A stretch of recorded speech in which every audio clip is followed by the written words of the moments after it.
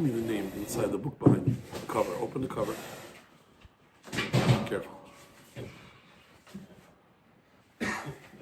Yeah, there's a sticker. Sarah Sofa Bat Hova? Yeah, so this is Shiur is sponsored by Nishmat Sarah Sofa Bat Hova and also Nishmat Zina Bat Esther. They copy. Okay, Rabotai. Today we're going to discuss on Zera Shimshon Parashat Vayeshev Derush Het, the 8th Derush. Now, I prepared a bunch of Derushim. I was going to go back and forth with it, but I feel like because Hanukkah is coming up, I think this will be very, very beneficial. The only thing is, it's a long one, so we're gonna try to cover as much ground as we can. All right. We already said the Nishmat Sarah Sofa Bat Yoma. And you had another name also, right? Miriam. Bat Osnad. It should be a zechut for all the Hayalim and the Hatufim. They should come out and a fruit shalem for all those that need it. Let's begin. Shabbat. This is the Gemara Shabbat Perek Bet Daf Chav Bet. Amar Rav Kahana. So the Gemara brings Rav Kahana, Derush Rav Natan Bar Manyumi, Mishmeid Rav Tanchum. So this is the halacha for Rav Tanchum. Ner Chanukah, the light of the Chanukah, Sheni Hadam Ma'alam Esrim Amah. If you placed it over 20 amot, Pesula. And you should know, like the halacha Kasukah, like the halacha V'chamavoy, the top crossbeam needed to create an eruv. If it's way too high, doesn't work. The Gemara continues. Ve'amar Rav Kahana, Darash Rav Natan Bar Manyumi Mishmeid Rav Tanchum. Another halacha in his name. My dichtiv. Why does the pasuk say in our parasha V'habor rek en bo mayim? When the brothers wanted to kill Yosef, we'll see if even that's true, but Reuven said, no, put him into this pit. And it says there, V'habor rek en bo mayim. Bor rek, and Rashi says it means that there's no en bo mayim. The Torah says, V'habor rek en bo mayim. Mimashma, isn't it implicable? Don't we understand? Shneimar V'habor rek. If it says that it's empty, the pit, Eini yodea, don't I know she'en bo mayim? So what are you gaining by telling me, and there's no water? If it's empty, it's empty. There's nothing in there. Elamat Talmud Lomar ein bo mayim. The Gemara says, Mayim en bo v'nahashim ha'akravim yesh bo. It doesn't have water, but it has snakes and scorpions. How many of you think this Gemara is just coincidental? Happens to be they plucked two halachot of Rav Tanchum and put it on the page in Masechet Shabbat. What's the connection? What's going on here? Rav Tanchum said many halachot. A lot of times the Gemara does this. The Gemara will say, once we mentioned, Rebbe Makot knows this, once we mentioned Rav Kahana, Bar Matna, all his Gemaras, Omer of Shmuel, Omer Rav at the bottom of Gimel, all his Gemaras, about Shmita and Mikvah and Shabbat, it has nothing to do with each other. We were learning one time, Yosef Chaim asked me that. I said, what was the connection? We said, the connection is the guy's name. Okay, but he has hundreds of halachot, and you picked, what did you pick? Chanukah? If it's too high, it doesn't count. And the complete opposite, in a pit, that it was empty and it has no water, implication is it's got no water, but it has snakes and scorpions. Does all this connect or not? This is what the next paragraph says. All the early commentators, they all spoke about this. Al shtei mimrot elu, on these two. Ma inyan zelazeh, what does these two have in common? The imishum netarvayu Rabbi Tanchum amrinu, wow, because he said it. Halokama mimrot acherot amar bekule gemara. The whole Gemara, he says plenty of stuff. V'lama lo yihacha ela ha. Only they brought this, that ha'aborek, and our case of Hanukkah. If you have to say, Elavadai tzarech lomer dahi debe haborek, this that our parsha says that it's empty, the pit is empty. Shayacha lahi dener de Hanukkah. It's connected 100% to the candles that we light in Hanukkah. Ve'inyanam echad, and it's exactly, precisely one matter. Ve'adarabah, just the opposite. Hahi de ner Chanukah, this ner Chanukah, tzricha, you need it, it's necessary, what necessary? Haborek. In order to have a Chanukah, we need to have Haborek. Sounds like, okay, we're in for a big ride here, and we're going to soon see. Umishum hachi, and therefore, Masechet Shabbat, where we quoted this, the Ma'iri Hatam Belchot Chanukah, Hevisham Hahi, therefore it brought the Pasuk about Borek, well, Gufa Itzturcha, and we need it for the actual mitzvah of Chanukah, and now he's going to start to explain. Why do we need the halacha of don't make it more than 20 amot? Guys, yeshiva, no, it's too high, no one's going to look, no one's going to see, it defeats the purpose. What's the purpose? To express the thank you, to express that there was a miracle done, persume de nisa, you want everyone to know about it. Okay, question time. What was the greatest miracle of Hanukkah? Was it the little can of oil that they found? Was it maybe like it says in Bimei Matatyahu, Verabim, and the multitudes of hundreds of thousands of soldiers, Biyad Me'atim, in the hands of the 5 Maccabees? What is the main miracle? The least of the miracles is the fact that we found one oil. We could have even lit it with any oil. There was no reason to sit there and light with this one oil. And this is the smallest of the miracles. The whole Hanukkah is about lighting the menorah. Halachot of lighting the menorah, it's the smallest miracle to commemorate. What are we remembering? There was so many bigger miracles that happened on that holiday. We need to remember the small little jug. It wasn't even necessary, the halacha. They just wanted to make it pure, but they didn't need to. They could have used any oil. There's no purpose. This is the mitzvah. So the Zera Shimshon is telling us, let's first analyze this. And analyze Reuven. That's the next paragraph. You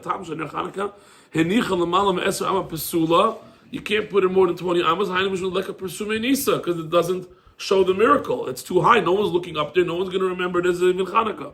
It doesn't even make sense. The only thing we're going to commemorate is the oil. It was the smallest of the smallest miracles compared to the bigger miracle that they won the war. Remember that time in history, nobody won this superpower. 5 brothers got together and won. That's the bigger miracle.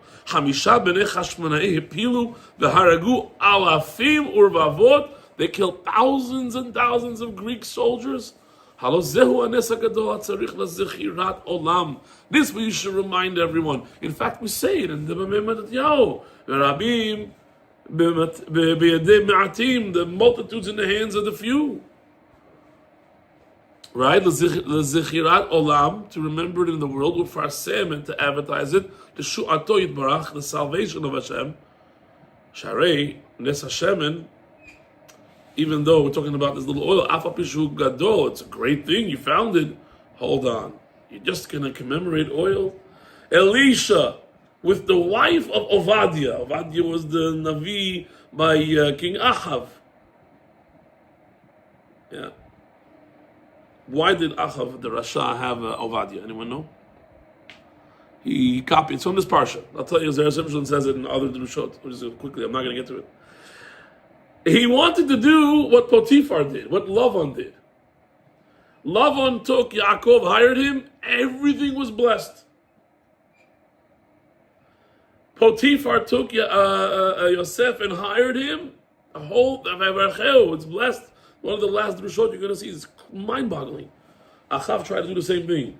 Problem is, Achav is a king. He can't give up his whole house to the person in charge, the tzaddik. Potiphar gave up everything. He said, "Here, it's all yours." This caused him his problems. It's all his. And we'll see what happened after that. Yaakov, Lavan said the same thing. I got no time for this land. It's all yours. You take it and do what you want. 100 times he was switched, but he wasn't involved. He wasn't day in, day out.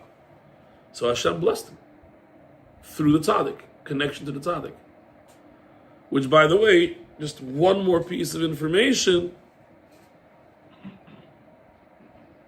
Yosef was connected to Torah, like Yaakov was connected to Torah.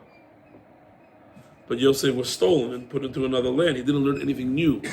All he did was hazard, reviewed. He preserved. Who noticed that? His second father, the Paro. What did he put him to do? In charge of preserving the food. Rashi writes, the Egyptians also preserved. Told him, go preserve all the food. Everything got spoiled. But we're going to get into that a little later. Okay, getting back to this. Who had the biggest miracle with oil? Elisha, with Ovadiah's wife. Ovadiah died. Elisha, the wife was stuck with debt. Elisha said, go borrow a bucket, put a little bit of oil in there, have all your empty buckets around, and it's all going to start to overflow with oil. She was able to pay off all the debts and survive. That was a little bit of oil that turned into a great big amount of wealth. So if we're commemorating oil, let's make a holiday for Elisha. Okay. The Gam al pasuk shel Reuven kashe. Next paragraph. Also Reuven also Reuven trying to save Yosef. Mahu v'yatzileu miyadam. What does it mean? He saved him from their hands. The mahatzala yizu. What kind of saving? Im amar lashlicho lebor maleh nechashim v'akravim. Torah just told us this pit was full of snakes and scorpions. You didn't save him. You threw him into a pit where he's going to die from poison. That's not saving him. That's what the American term of you threw him under the bus. He's going to die. You're running him over. So it was not v'yatzileu. It didn't save him yet. The eich amara katuv v'yatzileu. How could the Torah say and he saved him? He didn't save him. He threw him into a pit. Now, v'adayim b'sakana gedola. He's in a big sakana. That's a very good question. Now, he did find the Zera Beirach. It's a nice perush in the 1600s. And he made a diuk. He said, listen. He pointed and he said, El Habor Hazeh, in this pit I threw Yosef. I don't see him. If I tell you that in English, only in this pit, not in another one, right? You could infer this one and not another one. So, there's more. Oh, very good. So this Zera Beirach writes, he says there was two pits at least. Reuben thought he was in the safer pit. Reuben threw, he says even further, Reuben threw him into the safer pit. Wow. And when he left, the brothers took him and put him into that pit. Wow. Okay. That's what he writes.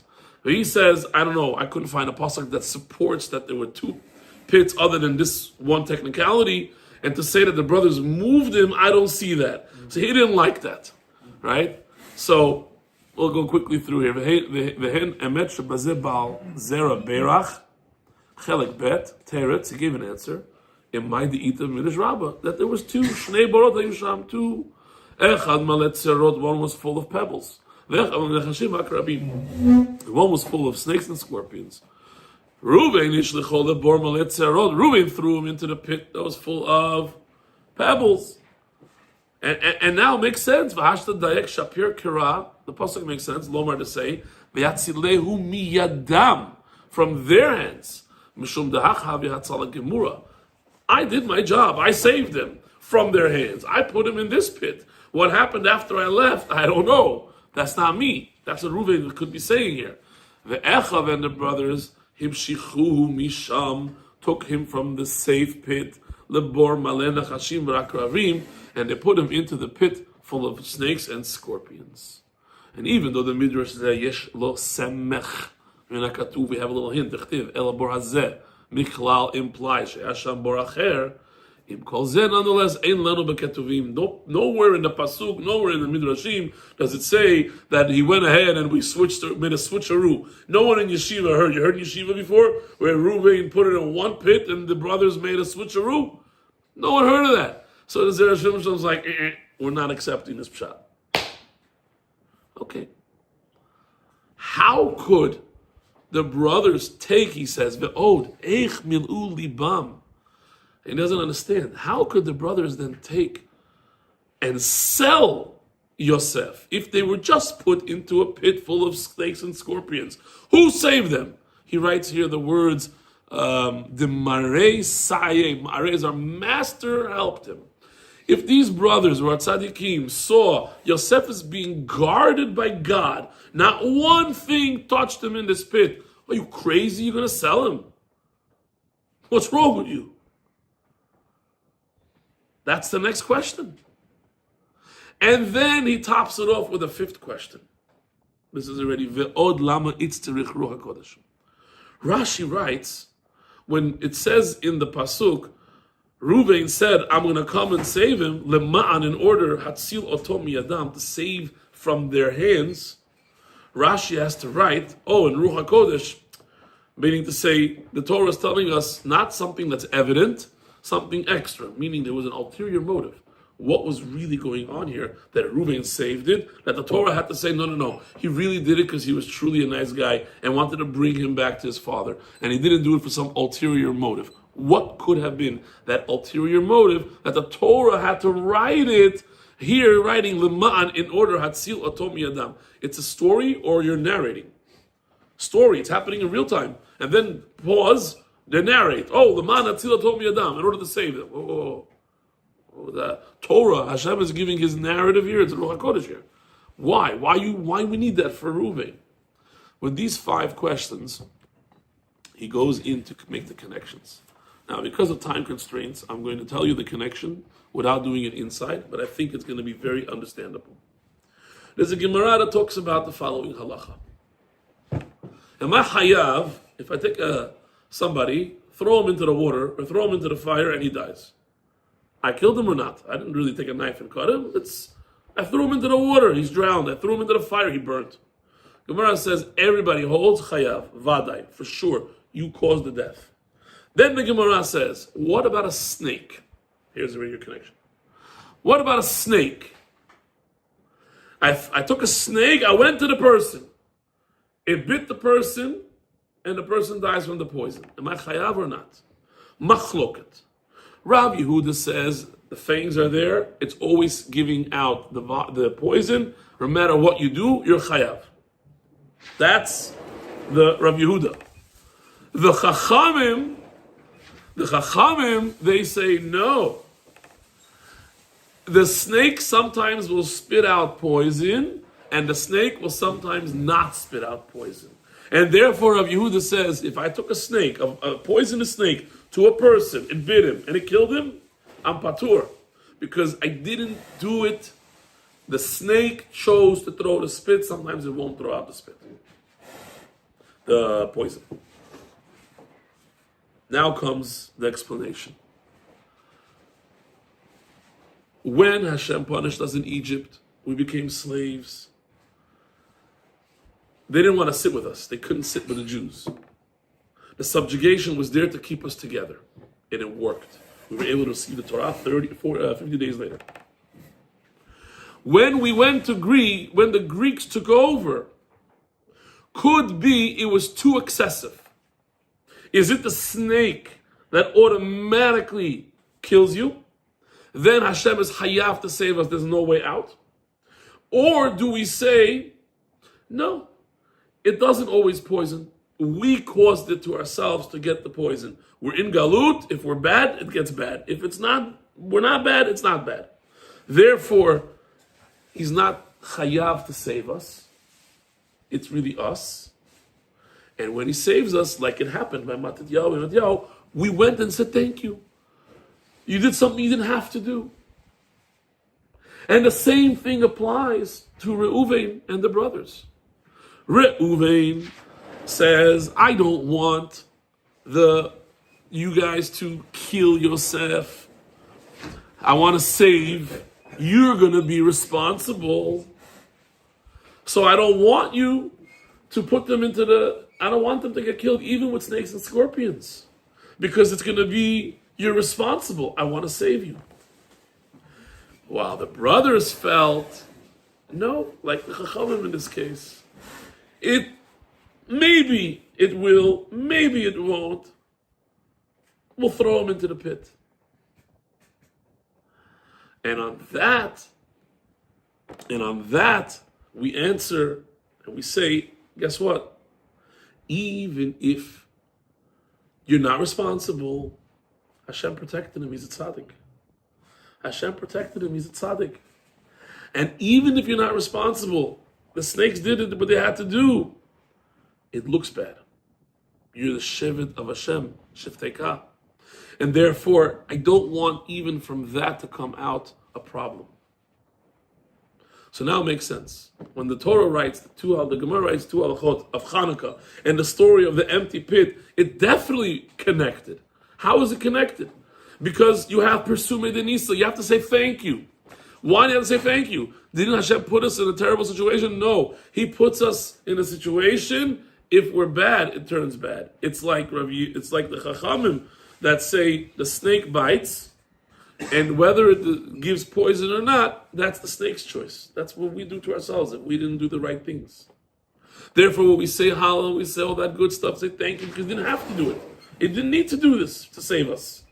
And the same thing now with the machloket between is the snake, are you chayav or not, between the brothers and Reuven.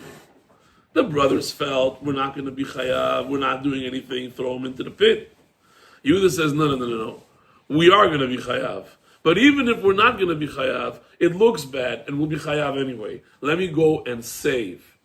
And nonetheless, even though this was his cheshbon, the Torah says, listen, Reuven was a tzaddik, he wanted to do it for the right reasons. Now, let's just end off with the following of 3 months. The Vaya Bayomahu, right? Yosef comes in Bayomahu on that day. What day was that? So there's 4 pesukim in the Torah that has the word Hayom with a Hey, could have been written with the word Yom without a letter Hey. And the drasha it means it's talking about Shabbat. And what was Yosef doing? Yosef was studying Torah. Because there's 4 types of people. One type of people is like Talmidei Chachamim, for example. They learn all week. For them, on Shabbat, they're allowed to go rest. They're allowed to have a good time. They don't have to do anything. Then you have the other way around. They work all week, like Yosef was working all week. So he came on that day. What was that day? It was Shabbat. What was he doing? He was learning Torah. Okay. Then we have another 2 types of people, but we're really running out of time. I don't want to take too much time. But there's a type of people that they don't know how to learn. So they tried to learn on weekdays, but they don't know how to learn. Said at least on Shabbat they should come and learn.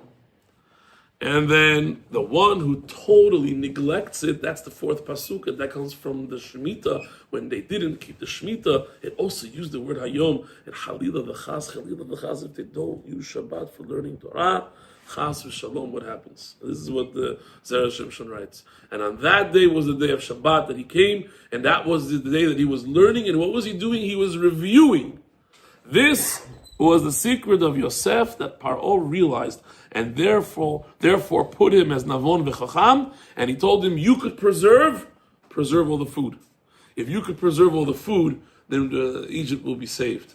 And that's Kachava, that's what Yosef did. That was the secret that shows us that reviewing is very important. Why couldn't Yosef go further in learning? Why was he stuck at Egla Arufa and just continued repeating everything his father taught him?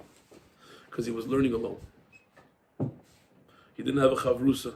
He couldn't study with the guy, get back and forth with the questions. Says the Zera Shimshon in the Derush 13, I think. He says because of that, he didn't have a chavrusa. He didn't go any further. He stopped over there. And he just did review. So it's very important that we have always the emet. When we learn Torah, we should choose to dedicate time every day to learn Torah and on Shabbat. And then we're going to see all the berachot that we saw, that Vayhi, Bet Yosef, Vayhi, Ishmael, 3 Vayhis in 1 pasuk. And then it says that he was already set up to work there. And then it says again he was set up. Wow, he set up twice. You already set up. He chose you. Elamai, that's what I was telling you. That pasuk teaches us he gave everything. Potiphar said everything. My mortgage, everything's on you. Everything. Business, stocks, all you. Oh, you will learn Torah. You're connected. You're going to get brachot. Everything increased. And then we said, Achav, who tried that with Ovadia, Achav, it didn't work. Why not? Achav was a king. King cannot be mafkid all the stuff over to somebody else. He's not king anymore. So he couldn't give it away. So although he had Ovadia to be there for him, he couldn't give all the stuff away. He was just there doing his job in and out. He didn't get the blessings that he wanted to. And he first thought that Ovadia wasn't the tzaddik. And then a bat kol came out and said, no, it's not him, it's you. You couldn't give it away because you're a king. So we see that if you put your efforts into learning and minimize a little bit the hours of working, Kadosh Baruch Hu is also going to give us a bracha, and we're going to see Yeshua and Nechamot and hear great news. Thank you all for listening. Rabbi Hanan, we have 10 people?